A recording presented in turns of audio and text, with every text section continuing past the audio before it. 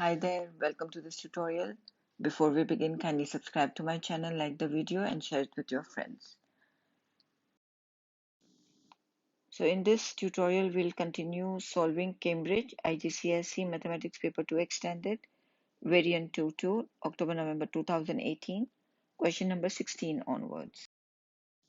Question number 16. X square minus 12x plus a is equal to x plus b square. Find the value of a and the value of b. The same question with the same numbers has been repeated in this exam.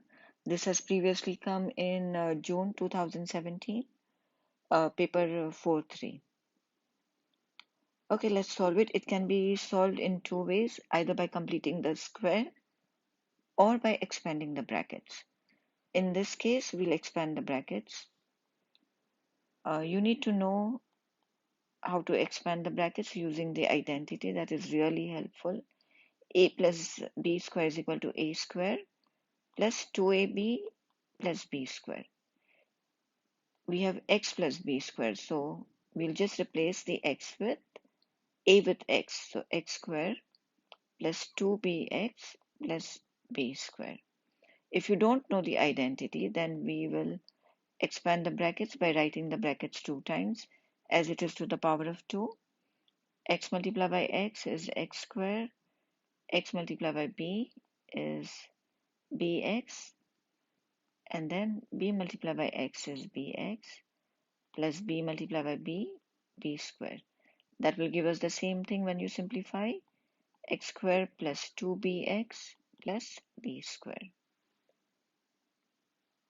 So x squared minus 12x plus a is equal to x plus b squared. We expanded the brackets. We will write the expanded form. And now we are going to compare the coefficient of x.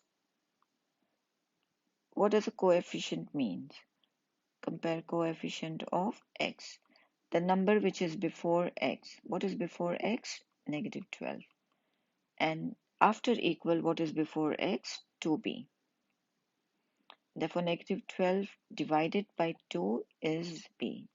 Negative 6 is equal to b. Now we will compare constant. Constant are those numbers which do not have an x with them. So on the left hand side, we have a is equal to b square. We already have found our b, which is negative 6. And when you put it in the calculator, you will get 36. So a is 36 and b is negative 6. Question number 17. We have been given 2 points joined together, C and D, and we have to find the equation of the line perpendicular to CD that passes through the point 1, 3. Give your answer in the form y is equal to mx plus c. The first thing you will need to find is the gradient of CD. To find the gradient, we use the formula m is equal to y1 minus y2 over x1 minus x2. So we will choose to find the gradient 7 minus 2, these are the two y's, divided by 9 minus 1. This will give us half. Whenever you want to find the perpendicular equation of the line, the perpendicular gradient you need to find. To find the perpendicular gradient is very easy. Understand the concept that whatever gradient you get, you flip it over. Okay? So you flip it over and then you change the sign. This is positive, so the perpendicular gradient will be negative 2 over 1, which can be written as negative 2. Did you understand? I hope so. And for the equation of the line, we use the formula y is equal to mx plus c. We have our x, we have the y, we got our gradient. We are going to replace it to find c. Y is 3 and the gradient is negative 2, x is 1 plus c. 3 is equal to negative 2 plus c. The negative 2, when we bring to the other side, it will be positive. and our C is 5. After we find our C, we'll now replace the M and the C. M is negative 2 and C is 5. So your equation is y is equal to negative 2x plus 5. Question number 18. 120 students choose what they want to do when they leave school. Their choices are shown in the table. So this is the choice and this is the number of students or the frequency of each choice. Complete the pie chart to show this information and label each sector clearly. To draw the pie chart, we'll need to find the angle of each sector. There are total 3 choices, so therefore there are going to be 3 sectors. This is the formula we use to find the angle of sector in a pie chart. Frequency of data over the total frequency multiplied by 360. To find the angle of the university, we have 57 over the total frequency is 120 multiplied by 360 and we'll get 171. For training, 45 over 120 multiplied by 360, 135. And then for work, 18 over 120 multiplied by 360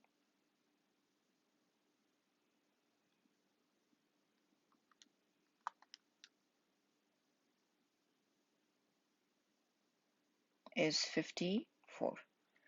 Always add all of the angles you got and they should all equal to 360. Using a protractor, we are going to draw the angles. And this will be the way your sectors will be formed. This is 171 and it is university. This is 54, which is working.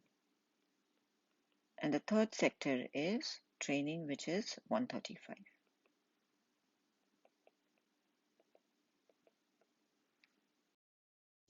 Question number 19. The diagram shows a pentagon ABCDE. Part A, using a straight edge and compasses only, construct the bisector of angle BCD. This is angle BCD.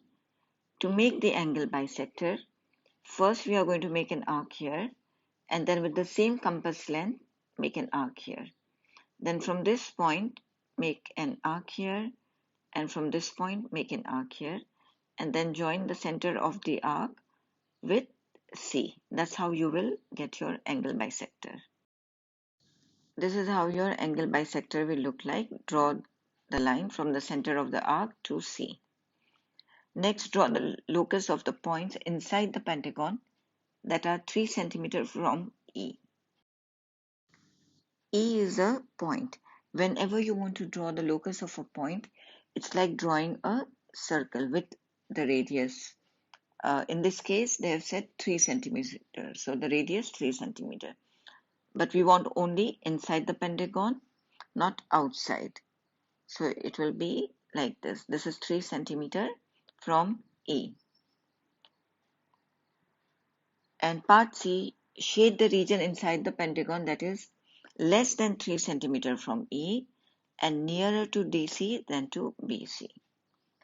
This part here is less than 3 centimeters from E and it is closer to DC. So this is your region that we need to shade. Question number 20. Make M the subject of the formula. It's a 4-mark question. Let's start. First, we are going to remove the denominator. So when you bring it to the other side, it will be multiplied. So x times 2 minus m is equal to 3m. Expand the brackets. 2x minus mx is equal to 3m.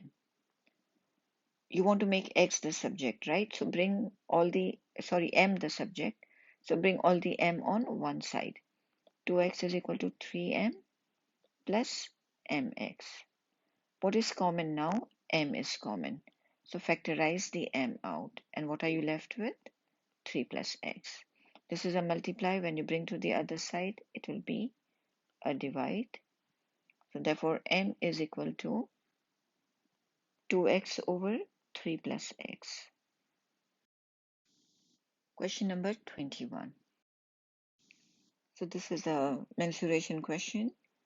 The diagram shows an equilateral triangle ABC with sides of length 10 centimeter. It means AC is 10 and AB is 10. AMN is a sector of a circle, center A. M is the midpoint of AC. Work out the area of the shaded region. Before we start solving, let's write down what information we have. So this is a equilateral triangle, therefore all the lengths are going to be same and all the angles will also be same. Total sum of angles in a triangle is 180. Because the three angles are same, we divide by 3. So each angle is 60 degrees. The other information we have is M is the midpoint of AC. If AC is 10 and M is the midpoint, AM is going to be 5 centimeter and N is also, because it is part of the sector of a circle, AN is also going to be 5. To find the shaded area, we need to find the area of the triangle and from that subtract the area of the sector. We need to know two formulas. These are the two formulas. Because the triangle is not a right angle triangle, we can find the area by using half AB sine C. A and B are your side and C is the included angle.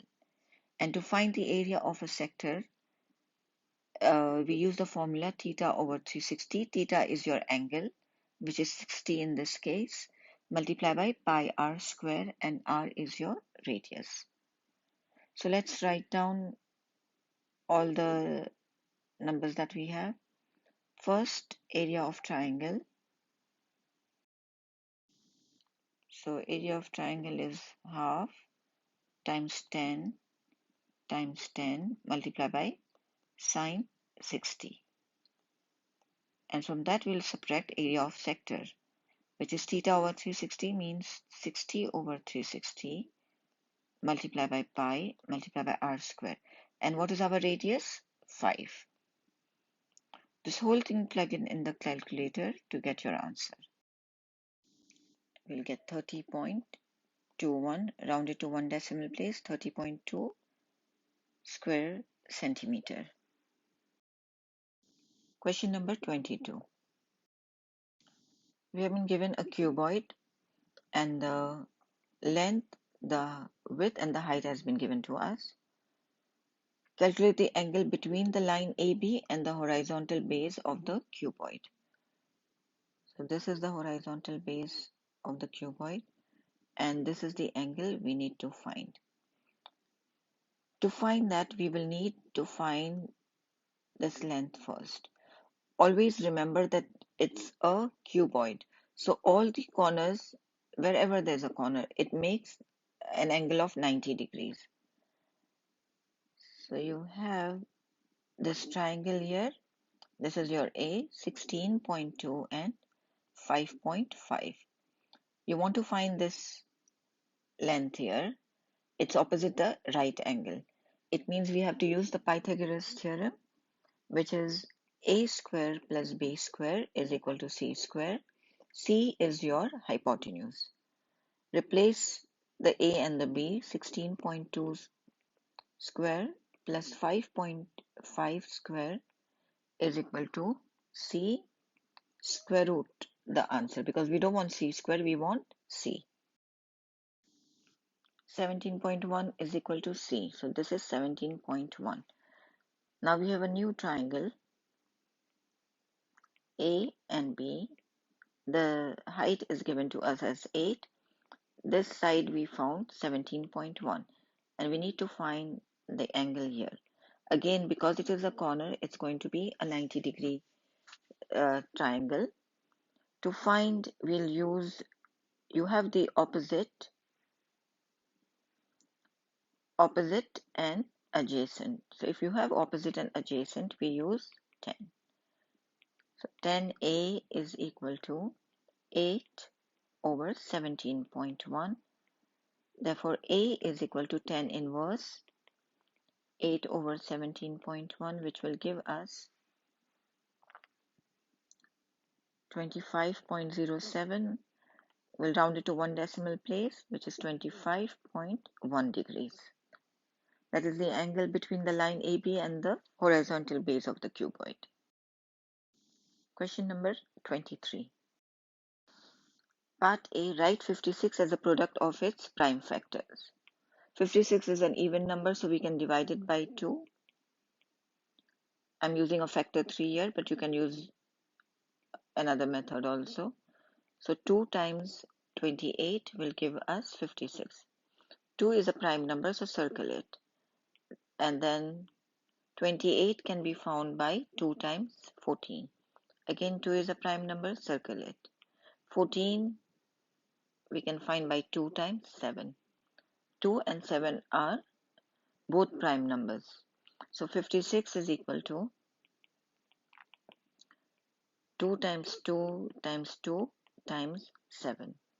Or you can write it 2 to the power of 3 times 7.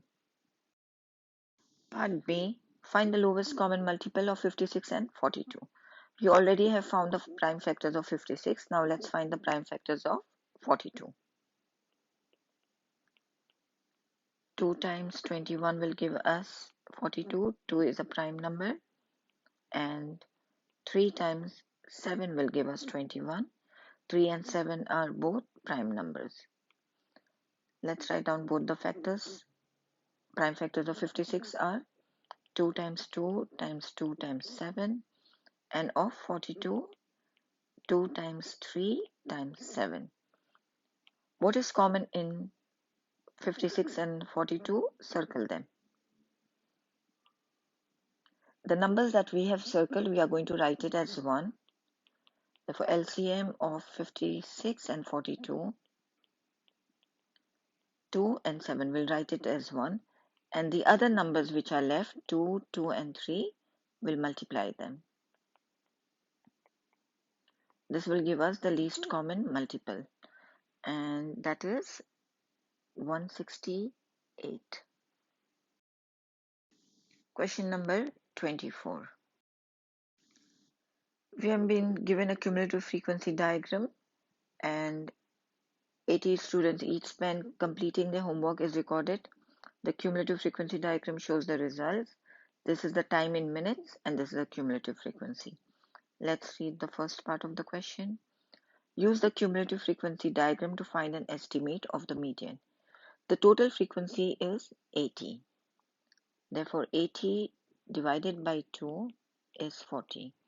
This is your cumulative frequency values. This is the value on the y-axis, and we have to find the corresponding x value to get the answer. As you can see, 40 is here. If you go down, you will find 25. So the answer is 25. The median is 25. Find the interquartile range. To find the interquartile range, we need to find the upper quartile and the lower quartile. So interquartile range is equal to upper quartile minus lower quartile. To find upper quartile, we use the formula 3 over 4 multiplied by frequency. Therefore, upper quartile is equal to 3 over 4 multiplied by 80. That will give us 60. This 60 is the cumulative frequency value from here on the y-axis, and we have to find the corresponding x value, the time minutes, to get the upper quartile. So 60 and the corresponding value is 28. So upper quartile is 28. And to find the position of the lower quartile, we multiply frequency by 1 over 4 and we'll get 20. 20 is here, and the corresponding x value is 16. Interquartile range is equal to upper quartile minus lower quartile. So our upper quartile is 28 and lower quartile is 16. 28 minus 16 is 12. Next question. The number of students who spend more than 40 minutes completing their homework. 40 minutes is here. If you go up straight, this is the line. This is 75. These many students, they spend more than 40 minutes doing their homework. So therefore, the answer is 80 minus 75, which is 5. And question number 25. Part A of the question, f of x is equal to x cubed and g of x is equal to 5x plus 2. A1, find g f of x. So whatever you have first here, you're going to substitute it in g. So f of x is equal to x cubed. In place of this x, substitute the f of x. And you will get 5x cubed plus 2. A2, g inverse x. When you want to find the inverse, in place of g of x, write y. Y is equal to 5x plus 2. And you need to make x the subject. Y minus 2 is equal to 5x. This is 5 multiplied by x. When you bring to the other side, it will be a divide. Y minus 2 over 5 is equal to x.